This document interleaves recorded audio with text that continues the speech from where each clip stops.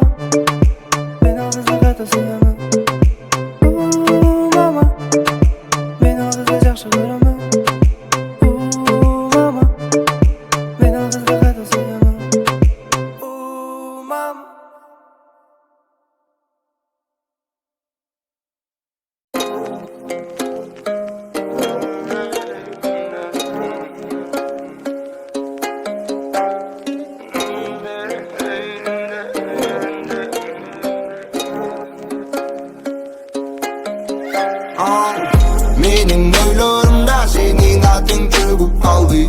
Yana yüreğimde benim yüreğimde noktan yılın aldın. Yana yüreğimde benim oylarımda senin adın çıkıp kaldı.